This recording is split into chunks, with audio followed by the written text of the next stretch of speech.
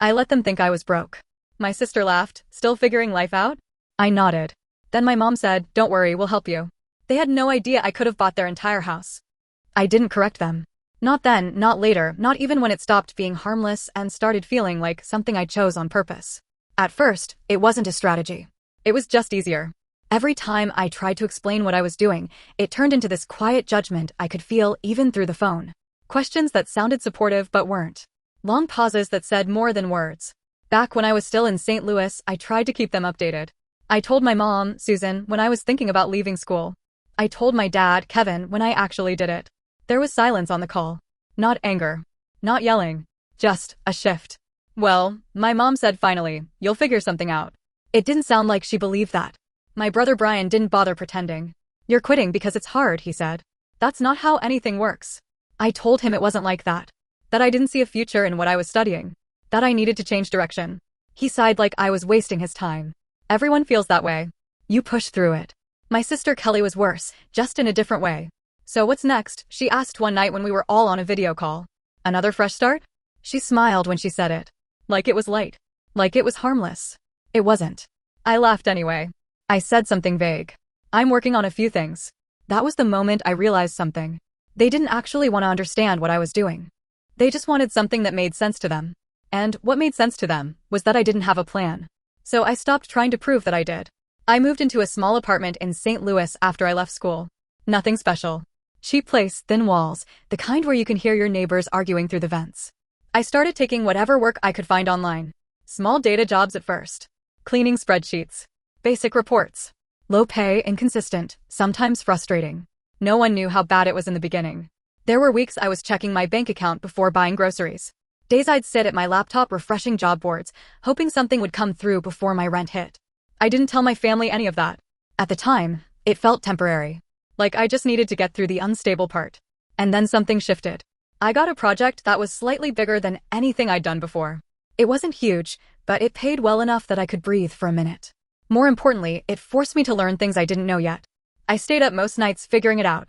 Watching tutorials, testing things, fixing mistakes no one else could see. I didn't tell anyone when I almost messed it up. Or when I finally got it right. After that, more work came in. Slowly at first. Then a little faster. Not enough to notice from the outside, but enough that I stopped worrying about groceries. Then enough that I stopped worrying about rent. Then enough that I started saving. I never announced any of it. Whenever my family asked what I was doing, I kept it simple. Just some freelance work. My mom would say, as long as you're getting by. My brother would suggest I look into something more stable. My sister would ask, is that long-term though? I'd just say, yeah, I'm figuring it out. And I let that be the truth they believed. Over time, something unexpected happened. Their assumptions started working in my favor. They didn't ask me for anything. No favors, no money, no advice. They didn't expect me to show up with solutions or contribute in any meaningful way. I was the one they didn't rely on. At first, that stung. Then it started to feel useful. There was no pressure on me. No expectations to meet. No comparisons I had to win. I could build quietly. And I did. I got better at what I was doing. Took on more complex work. Started understanding patterns, systems, how businesses actually use data instead of just collecting it. Clients started coming back. Then referring me to other people. My income didn't explode overnight. It just kept climbing, steady enough that I didn't question it anymore. Eventually, I was making more than I ever expected. Then more than my brother. That part felt strange.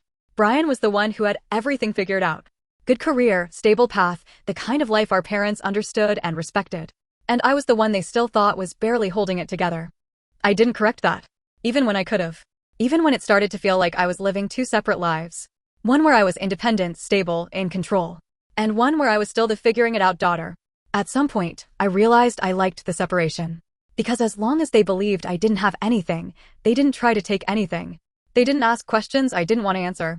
They didn't expect anything from me. It felt like having something that was finally just mine. After a couple of years, I moved.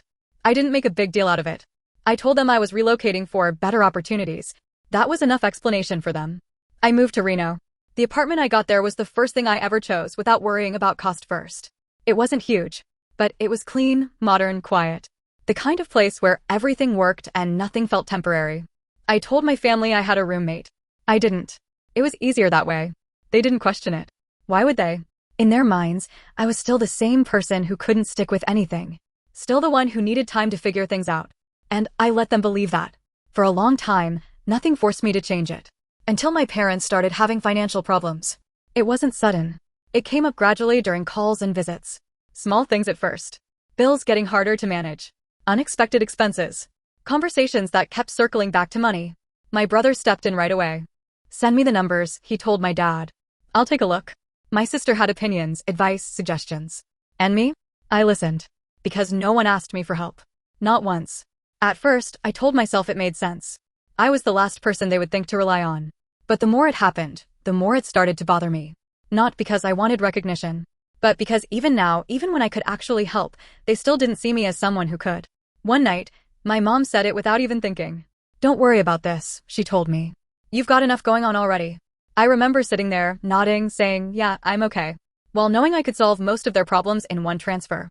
And I didn't say anything, because the truth was, I wasn't sure I wanted to. And that realization felt heavier than anything that came before it. I didn't say anything that night. I just nodded, like I always did, and let the conversation move on without me. But it didn't leave my head. On the drive back to the airport, I kept thinking about it. The way my mom said it so casually. The way my dad didn't even look in my direction when they were talking about money. The way Brian took over the whole conversation like it was already understood he was the one who'd handle it. And me? I was just there. Still the same role I'd been in for years. It shouldn't have surprised me. I built that version of myself for them. I made it easy to ignore me, easy to underestimate me. But now it was different. Now I actually had something. And somehow that made it worse. When I got back to Reno, everything felt too quiet. My apartment, which usually felt like control, suddenly felt like distance. Like I had stepped so far outside their world that I wasn't even part of it anymore. I opened my laptop that night, stared at my accounts, and did the math. I could help them. Not just a little. Not just temporary support. I could fix it. That thought should have felt good. It didn't. Because the second I imagined doing it, I also imagined what would come after. Questions. Expectations. A complete shift in how they saw me. And I didn't trust that shift. Not after everything before. The next few weeks, I kept things exactly the same. Calls stayed short.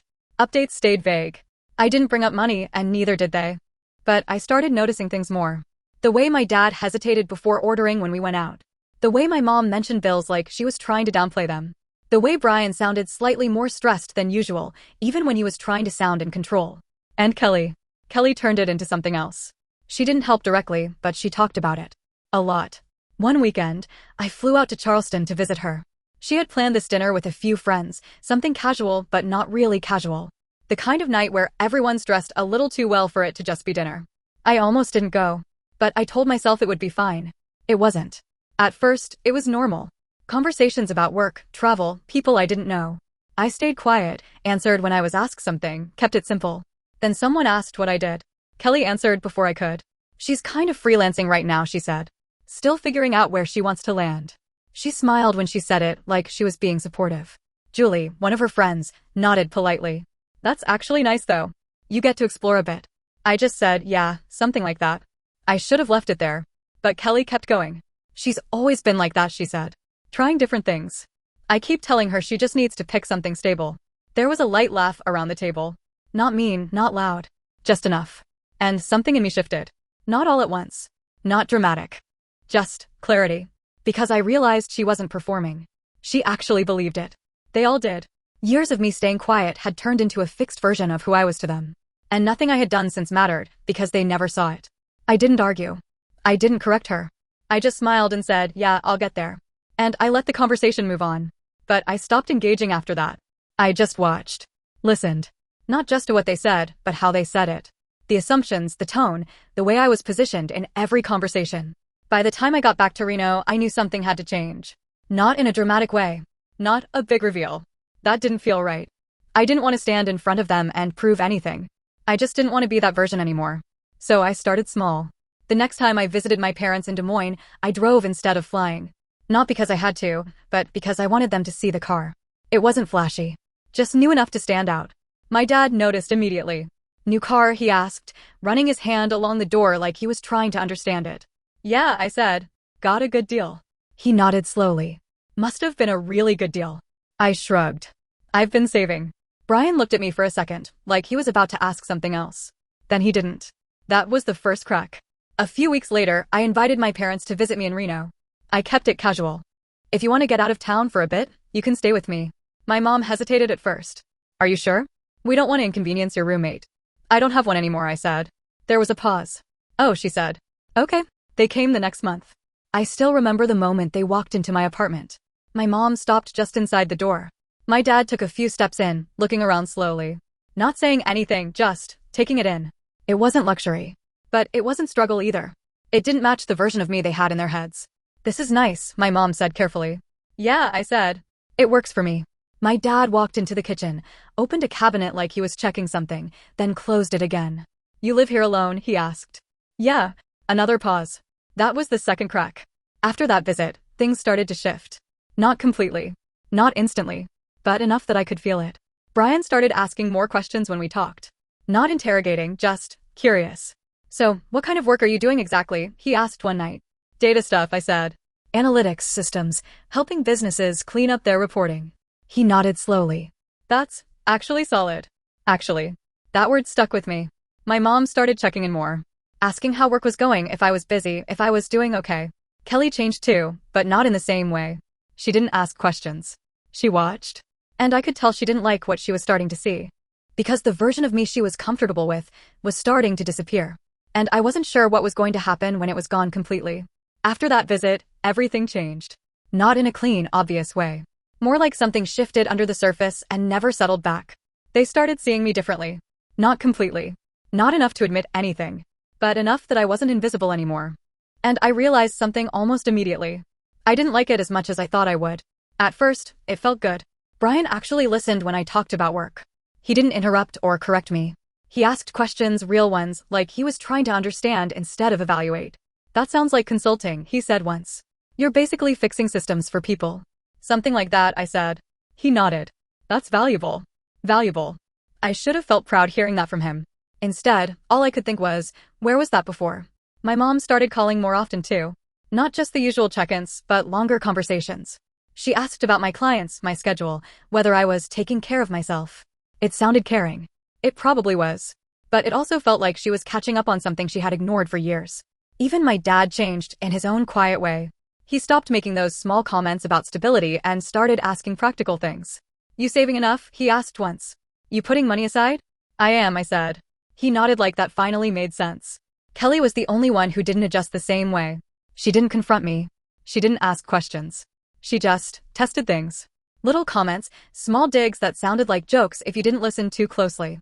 Must be nice having flexible work, she said once. I could never do that, I need structure. Or, I guess online stuff is different. It's hard to tell what's actually stable. I didn't react. I just let her talk. Because I could tell what it was. She wasn't sure where I stood anymore, and she didn't like not knowing. And then the requests started. Small at first. My mom asked if I could look over a bill she didn't understand. I did. Fixed a few things, explained it, sent it back. Then my dad asked if I could help him set up something online for payments. Nothing major. Took me 20 minutes. Brian asked for my opinion on a side project he was thinking about. I gave it. None of it felt like a big deal. Until it did. One night, my mom called me later than usual. Her voice was tight, like she was trying to sound calm and not quite getting there. We're a little behind this month, she said. It's nothing serious, just things added up. I didn't say anything at first. I already knew where this was going. We were thinking Brian might help cover it, she continued. Just temporarily. Brian. Of course. I leaned back in my chair, staring at the ceiling. I could help, I said. There was a pause. Not a long one. But long enough. Oh, she said. No, honey, you don't have to do that. Don't have to. Not can't. Not shouldn't. Just, don't have to. I know, I said. But I can. Another pause. Well, she said carefully if you're sure. That was the first time. I sent the money that night. It wasn't a huge amount to me. But I knew what it meant to them. The next day, my mom called again. Thank you, she said. That really helped. Her tone was different. Softer. More attentive. And there it was. The shift. After that, it didn't go back. The next time something came up, they asked me sooner. Not immediately. Not directly at first. But the hesitation was gone. Brian noticed too. You helped them out, he asked me one day. Yeah. He nodded slowly. Good. That takes some pressure off. Some. I didn't miss that. Kelly didn't say anything right away. But when she did, it wasn't subtle. So you've got money now, she asked during a call, like she was asking about the weather. I'm doing okay, I said. Okay enough to cover things, she pressed. I help when I can. She laughed a little. That's new. I didn't respond. Because she wasn't wrong. It was new. What wasn't new was how it felt. Because the more I helped, the more something inside me pulled back. Not because I couldn't afford it. Because I could. That was the problem. It was easy for me. And because it was easy, it became expected. Not said out loud. Not directly. But it was there. In the way my mom brought things up more quickly. In the way my dad started including me in financial conversations like I had always been part of them. In the way Brian stopped being the default. And in the way Kelly started watching me differently. Not like I was a failure anymore. Like I was something else she hadn't figured out yet. And I started realizing something I didn't expect. I missed being overlooked. I missed not being part of it. Because before, I didn't owe anyone anything. Now, I wasn't so sure. One night, I sat in my apartment in Reno, going through my accounts again. Numbers I had built quietly over years. Work no one had seen. Decisions no one had supported. And now those same people were slowly becoming part of it. Not by force. Because I let them. I had spent years creating distance, building something separate from them. And now I was closing that gap. On purpose. I stared at my screen for a long time that night, trying to figure out what felt right. Helping them didn't feel wrong. But it didn't feel simple either. Because every time I did, it came with something unspoken. An expectation. A shift in how they saw me. A version of me I didn't fully recognize. And the part that bothered me the most wasn't what they were asking. It was what I was losing. The version of my life that had been just mine. No opinions. No pressure. No assumptions. Just quiet progress. Control. I leaned back in my chair and closed my eyes. For years, they had underestimated me. And I let them. Now they were starting to see me differently. And somehow, that felt harder to deal with. Because I didn't know where the line was anymore. Between helping and becoming responsible for everything. Between being seen and being expected. Between finally being valued and being used. And I couldn't tell if I was fixing something that had been broken for years. Or slowly putting myself back in a position I had worked so hard to escape. I didn't cut them off. But I stopped stepping in before they asked. I stopped offering. I stopped being the quiet solution in the background. The next time my mom called about money, I listened. And then I said, I think Brian should handle this one. There was a pause. Not confusion. Not anger. Just adjustment. Like something had finally settled into place. After that, things changed again. Not completely. Not perfectly. But enough. They still call me. Still ask about work. Still include me. But the expectation isn't the same anymore. I'm not invisible. But I'm not responsible for everything either. And for the first time in a long time, that balance feels real. I still help sometimes. When I choose to. Not because I have to. Not because they expect it. Because I decide it's worth it. And maybe that's the part one didn't understand before. It was never about whether I could help. It was about whether I was allowed to keep something for myself. Because I spent years being underestimated. And then I spent months being overused. And, somewhere in the middle, I had to figure out what I actually owed anyone. I don't think they fully understand it even now. Maybe they never will. But I do. And that's enough. So now I'm just trying to live somewhere in between. Not the failure they thought I was. Not the solution they suddenly needed me to be. Just someone who finally gets to choose. And I guess what I'm still wondering is, if you spent years being overlooked and then suddenly became the one everyone depends on, would you give everything you have? Or would you keep some of it just for yourself?